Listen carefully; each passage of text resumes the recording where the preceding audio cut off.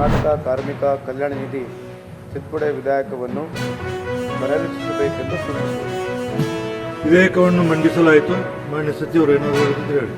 ಸನ್ಮಾನ್ಯ ಸಭಾಧ್ಯಕ್ಷರೇ, ಇದು 5ನೇ ಬಾರಿ ಈ ಬಿಲ್ಲಿಗೆ ಅಮೆಂಡ್ಮೆಂಟ್ ತರ್ತಕ್ಕಂಥದ್ದು.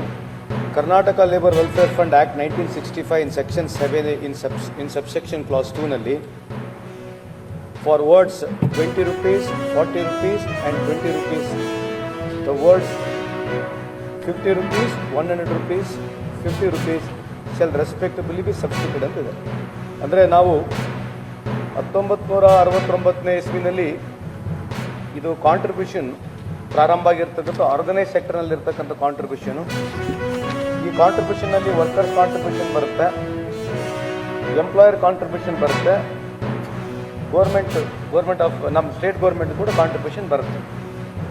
ಇದು 1969ನಲ್ಲಿ ಮೊದಲನೇ ಬಾರಿಗೆ ₹1 ಎಂಪ್ಲಾಯಿ, ₹2 ಎಂಪ್ಲಾಯರು, ₹1 ರಾಜ್ಯ ಸರ್ಕಾರ ಕೊಡ್ತಾಯಿತ್ತು. ಅನಂತರ 94ನಲ್ಲಿ 3-6-3 ಆಯಿತು. 11ನೇ ಇಸ್ವಿನಲ್ಲಿ 6-12-6 ಆಯಿತು. 17ನೇ ಇಸ್ವಿನಲ್ಲಿ 20-40-20 ಆಯಿತು.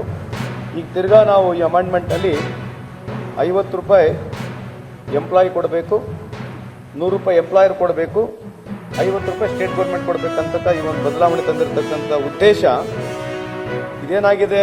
ಈ ಕಾಂಟ್ರಿಬ್ಯೂಷನ್ ಕೊಡ್ತಕ್ಕಂಥವ್ರು ಒಂದೇ ಆರ್ಗನೈಸ್ ಸೆಕ್ಟರ್ನಲ್ಲಿ ಇರ್ತಕ್ಕಂಥವ್ರು, people who pay ESI, PF ಯಾರು